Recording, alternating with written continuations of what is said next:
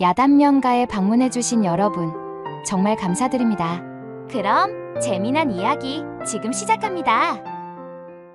옛날 조그마한 마을에 벽태라는 이름을 가진 한 떠돌이 총각이 있었습니다. 그는 일찍 부모님을 여의고 전란 중에 살던 집마저 잃게 되자 그저 이리저리 떠돌아다니며 제 살기를 도모하고 있었습니다. 다행히 장성한 벽태는 몸집이 우람해지고 힘이 좋았던 데다가 일머리와 요령도 제법이었기에 곤궁해지면 이따금씩 머슴살이라도 하여 목구멍에 풀칠 정도는 할 수가 있었지요. 그렇게 정처 없는 생활을 오래도록 반복하다 보니 벽태는 어느새 일정한 장소에 뿌리 내리는 것보다는 팔도를 유람하는 저 높은 바람처럼 이리저리 떠돌아다니는 편을 더 좋아하는 떠돌이 천성을 지니게 되었습니다. 아이고, 고대다 고대. 이번 마을은 꽤나 산세험한 안쪽에 위치해 있구나. 품삯을 팔면 밥이라도 동냥할 만한 집들이 많이 있었으면 좋겠구먼. 땀을 훔치며 병마골이라 불리우는 새로운 고을에 도착한 벽태는 산 아래 펼쳐져 있는 인가들의 흔적을 살펴보며 기대에 부풀어 중얼거리고 있었지요.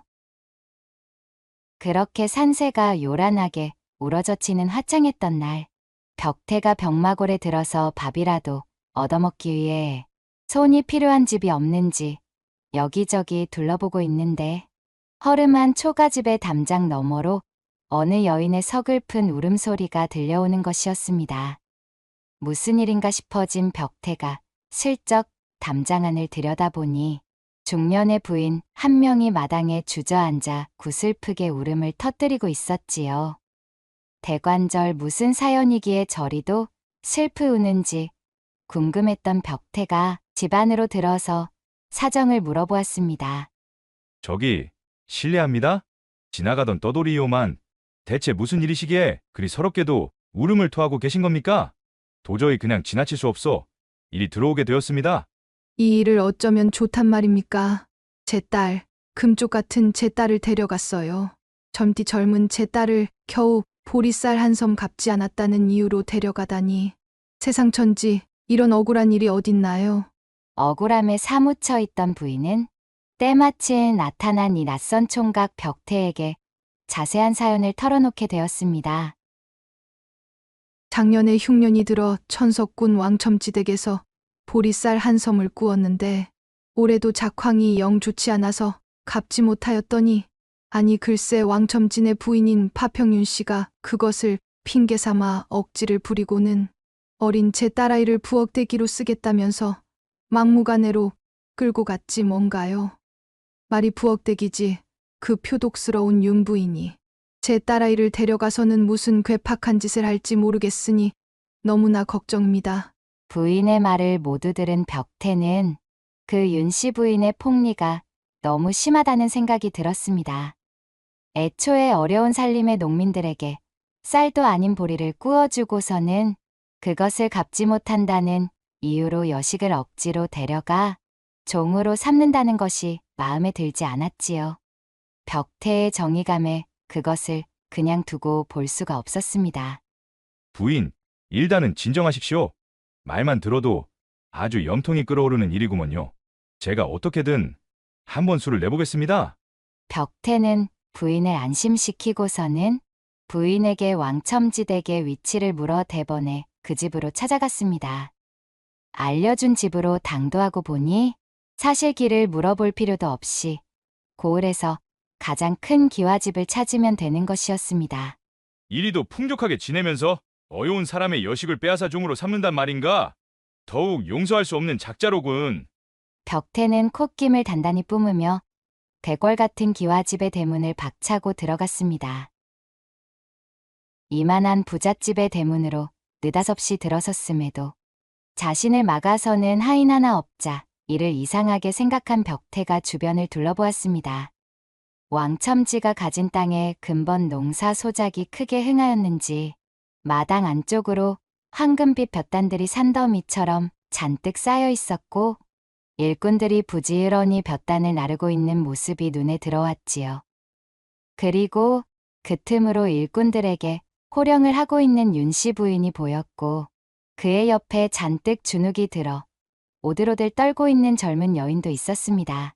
옳거니 행색을 보아하니 바로 저 아녀자가 부인의 여실이겠군.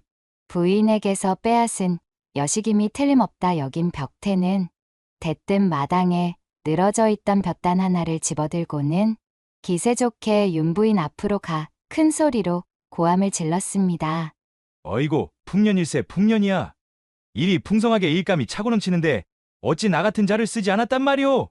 그러자 윤 부인이 낯선 청년 벽태를 경계하며 물었습니다. 아니 뭐야? 내 이놈 어떻게 얘까지 기어들어온 것이냐? 바쁜 틈에 왜 나차는 거렁뱅이 놈이 감히. 윤 부인의 불호령에도 벽태는 아랑곳하지 않고 더욱 기세를 실어 말했지요. 아, 안방마님 되시나 보구만요. 이거 마침 잘 되었습니다. 부디 저를 이 댁의 머슴으로 삼아주시지요. 한동안 끼니를 굶은 데다가 천성이 황소 같은 놈인지라 아주 이만한 일감들을 보면 온몸이 근질근질하여 미치는 성묘를 쓰죠. 어서 빨리 일을 하고 싶구만요. 튼실한 팔근육을 불끈거리며 벽태가 소리치자 그를 유심히 바라보고 있던 윤 부인이 슬그머니 욕심이 났지요. 때마침 일손도 부족한 상태였던 데다가 웬 덩치가 크고 힘도 좋아 보이지만 모자라 보이는 놈이 제 발로 기어들어와 콧김을 뿜으며 일하겠다고 하니 윤 부인의 마음에 쏙 들었던 것이지요. 그러나 잔뼈가 굵었던 윤 부인은 일절 내색하지 않고 말했습니다. 어림도 없지. 이미 부리고 있는 일꾼들도 많은데다가 내 자네 같은 낯선 자를 어찌 믿고 일거리를 내어준단 말이던가? 미안하지만 내어줄 품삯도 모자라네. 그 말을 들은 벽태가 깜짝 놀라는 신용을 하며 대답했지요. 아니, 안방마님. 여기서 일하면 먹여주고 입혀주고 재워주는 거 아닙니까? 그거면 되었지. 품삯이라니요. 설마 품삯마저 주실 작정이셨나요? 세상 천지 그런 자비를 베푸는 주인 집은 들어본 적이 없구만요. 이 말을 들은 윤 부인은 좋아서 어쩔 줄을 몰랐습니다. 속으로는 이미 쾌재를 부르고 있었지요. 피 같은 세경을 들이지 않고도 이 정도의 튼실한 인부 녀석을 원없이 부려먹을 수 있다니 이게 웬 마른 하늘에 떨어진 돈주머니인가 싶었던 것입니다. 정 그러하다면 내 눈 딱 감고 받아주도록 하지. 우리 집에 들어와 저쪽 행랑채에 기거토록 하게나. 실룩이는 입꼬리를 애써 숨기며 윤 부인이 말하자 벽태는 마당 안으로 들어서다 말고 윤 부인 옆에 서 있던 여식을 향해 소리쳤습니다. 아니, 저런 천지분간도 안 되는 꼬맹이가 설마 부엌대기는 아니겠지요? 저는 저런 애송이가 만드는 음식은 입에 안 됩니다요. 그 관상을 보아하니 딱 봐도 영 나와는 궁합이 별로인데 저 계집을 쫓아내지 않으신다면 아쉽지만 저는 이 댁서 일을 할 수가 없겠구만요. 갑자기 벽태가 두 눈에 쌍심지를 켜고 이리 말하자 억지를 놓고 데려오긴 하였으나 이리저리 써먹을 데가 없어 궁리를 하고 있던 여식을 힐끔 바라본 윤 부인이 말했지요. 나원참 별가 탈스러운 사람 다 보겠구먼. 뭐 일만 제대로 해내준다면야 이런 여종쯤이야. 얼마든지 집에 보내주겠네마는. 써먹을 곳도 없어 밥만 축내는 여종보다야 세경 한 푼 들이지 않고 황소처럼 일해줄 남자 모습이 더욱 귀했던 윤 부인은 흔쾌히 그리 말하였고 그 말을 들은 벽태가 씩 웃으며 다시 입을 열었습니다. 과연 시원시원하십니다요. 그러하시면 그것을 문서로 한 장 써주실 수 있겠습니까요? 계약 관계와 저 아이를 이 집서 내보내겠다는 약조의 내용을 말입니다. 문서? 아니 무슨 이따위 별것도 아닌 내용을 문서로 적어달라는 것인가? 제가 여기저기 떠돌면서 다닌 팔자다 보니 구두로 맺어놓은 계약이라고 하면 나중에 꼭 탈이 나기 마련이라는 것입니다요. 별의별 일이 다 일어나는 것이 세상이 아니겠습니까? 그러니 확실하게 문서로 남겨두면 좋겠지요. 벽태의 말에 윤 부인이 곰곰이 생각해보니 어차피 굶어 죽지 않을 만큼의 밥과 지붕만 내어주면 이 사내를 원없이 공짜로 부려먹을 수 있는 내용의 계약인데 못 해줄 것도 없겠다 싶었습니다. 돈 한 푼 주겠다는 내용이 들어가는 것도 아니었으니 오히려 그것을 더욱 공고히 해두면 나중에 가서도 이 사내가 다른 말을 할 수 없겠다 싶어진 윤 부인은 하인을 시켜 종이와 붓을 가져오라 이른 다음 흔쾌히 계약서를 표방한 문서를 써주었지요. 먹여주고 재워주고 입혀주는 대신 세경 한 푼 주지 않고 무상으로 일하기로 약조한다. 부엌대기로 삼으려던 박씨네 여식은 당장 집으로 보낸다. 이리 써주면 되겠는가? 아이고, 감사합니다. 아주 좋습니다요. 역시 의리의리한 집에 사시는 분이시다 보니 아주 시원시원하니 호탕하십니다. 그리하여 지장까지 찍어 날인한 계약서를 서로 한 장씩 나눠 가진 윤 부인과 벽태는 서로가 싱글벙글한 얼굴이 되어 눈빛을 교환하였습니다. 벽태는 그 길로 여식을 데리고 나와 왕첨진의 대문 밖으로 내보내며 아무 말 말고 얼른 집으로 돌아가거라. 아마 내 어머님께서 목이 빠져라 기다리고 계실 것이다. 라고 말하였고 여식은 도망치듯 제 집으로 갈 수 있었지요. 그렇게 다음 날이 되었습니다. 윤 부인이 마당에 나와 어제 새로 들여온 공짜 머슴이 얼마나 일을 야무지게 하고 있으려나 궁금하여 슬그머니 고개를 내밀어 보았지만 집안 어디에도 일하고 있는 벽태의 모습은 보이지 않았습니다. 아니 이놈이 첫날부터 농땡이란 말이야? 열이 뻗친 윤 부인이 행랑채로 건너가 머슴들이 기거하는 방문을 획 열어젖히니 벽태가 난잡한 옷매무새를 가리지도 않고 바닥에 드러누워 있는 것이 아니겠어요? 이런 되어먹지 못한 막심한 놈을 보았나. 이놈, 해가 중천인데 아직까지 옷도 제대로 입지 않고 방 안에서 뒹굴고 있느냐? 썩 일어나 당장 일하지 못할까? 윤 부인이 화가 치밀어 이마까지 시뻘겋게 변한 채 소리쳤습니다. 그러자 벽태는 하품을 하며 부스스 일어나더니 윤 부인의 눈앞에 어제 작성한 계약서를 천천히 흔들면서 늘어지는 목소리로 말하는 것이었지요. 아이고, 마님. 안 그래도 언제 오시나 눈이 빠져라 기다리고 있었습죠. 자, 여기 계약서에 보시면 말입니다. 입혀주고 라고 쓰여 있지 않습니까요? 즉, 마님께서 제 옷을 입혀주셔야 제가 몸을 일으켜 일을 시작할 수 있다. 이 말입니다요. 그 말을 들은 윤 부인은 기가 막혀 뒤로 넘어갈 것 같은 표정을 지었습니다. 입혀주고 나 적은 구절을 이런 식으로 해석하다니 참으로 허무맹랑하기 짝이 없는 소리였지요. 말 같지도 않은 말장난은 그만해라 이놈. 지금 감히 내 앞에서 농이라도 나눠보자는 소리더냐? 윤 부인이 악에 받쳐 버럭 소리쳤지만 벽태는 들은 채도 않고 계약서만 흔들며 한 발짝도 움직이지 않은 채 생자를 놓아댔습니다. 윤 부인과 벽태가 한참을 옥신각신하다 마침내 윤 부인이 먼저 진이 빠지고 말았고 그녀는 어쩔 수 없이 벽태의 옷가지를 집어 대충 그의 몸에 걸쳐 입혀주고 말았지요.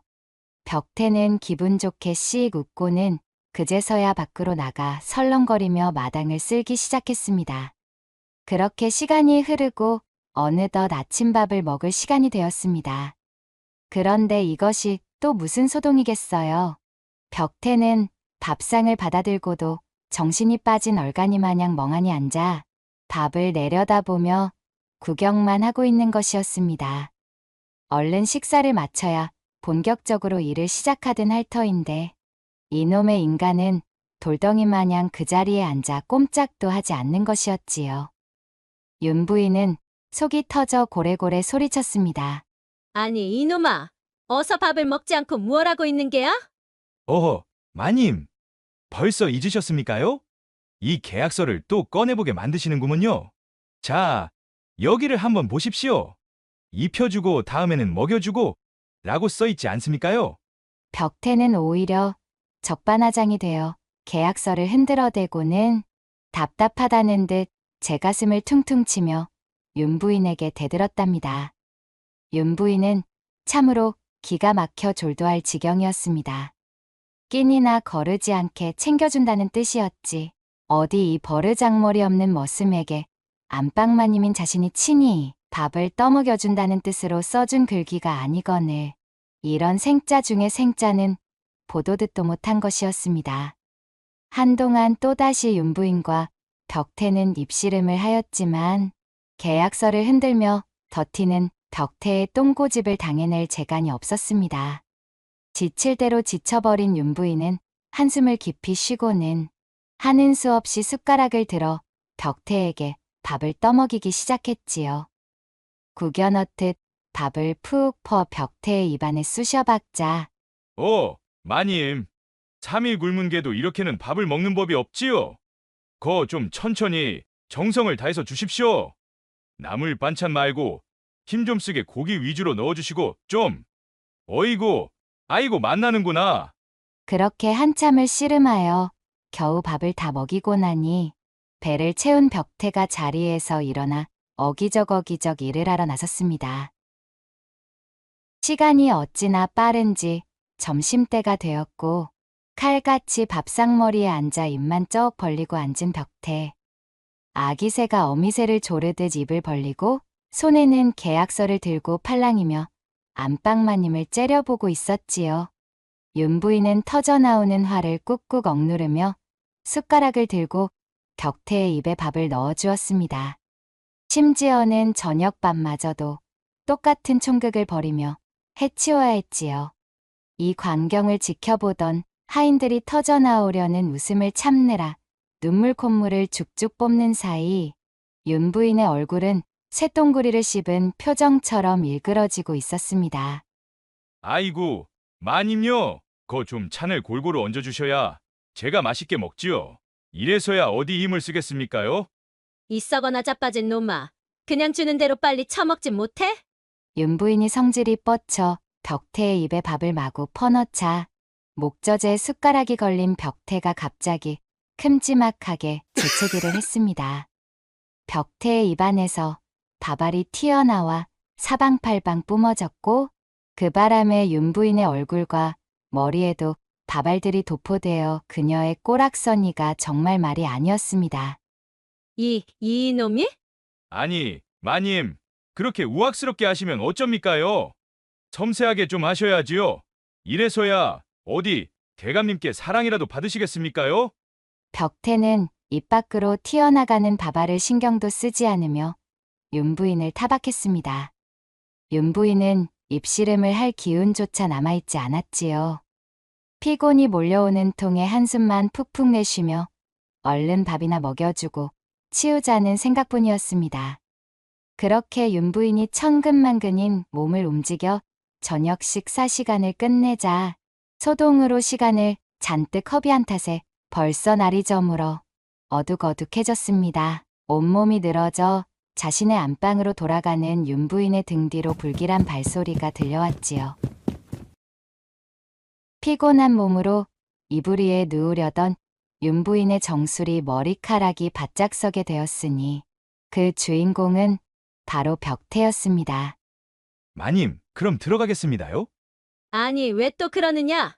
밥까지 먹여주었으면 이제 그만 괴롭힐 때도 되지 않았느냐? 윤부인이 짜증스럽게 대꾸하며 벌컥 문을 열자 벽태가 그 환장할 계약서를 흔들며 너스레를 떨고 있었습니다.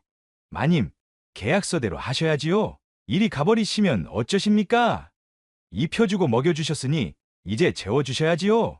못이 어쩌고 어째? 대관전 내가 어찌 너를 재워준단 것이야? 아, 그거야.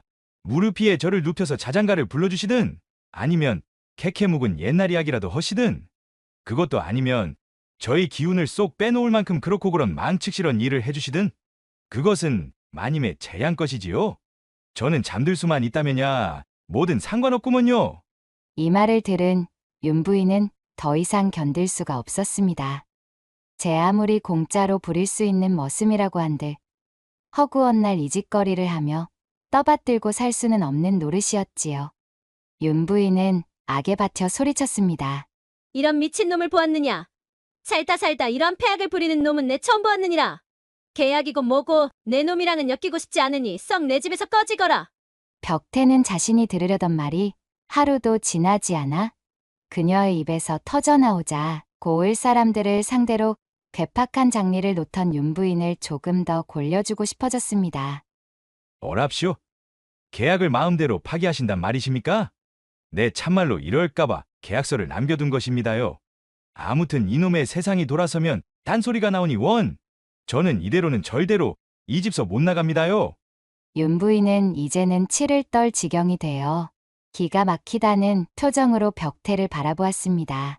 넝쿨째 굴러들어온 호박인 줄 알고 공짜로 일을 시켜 먹으려 했더니 세상 천지 찰검머리도 이런 찰검머리가 없었지요.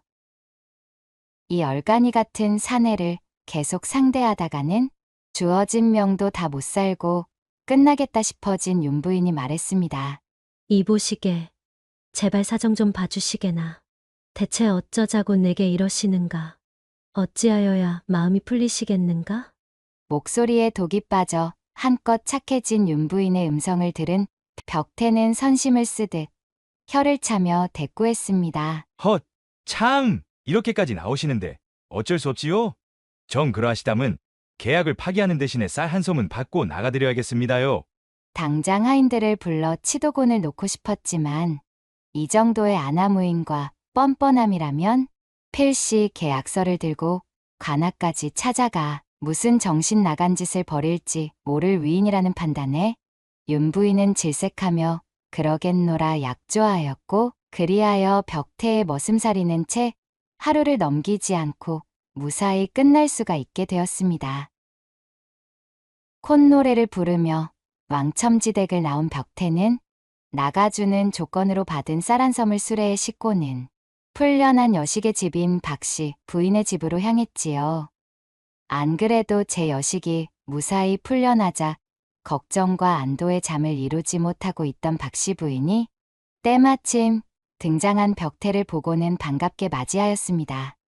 이후로도 벽태는 이 집에 남아 한동안 더 이런저런 일을 봐주며 그들을 도와주다 결국 장성한 박씨네 여식과 혼인하여 살림을 차리게 되었으니 길고 긴 떠돌이 방랑 생활을 끝내고 행복한 정착을 한 끝에 오래도록 해로하며 오순도순 살았다는 이야기가 전해지고 있습니다.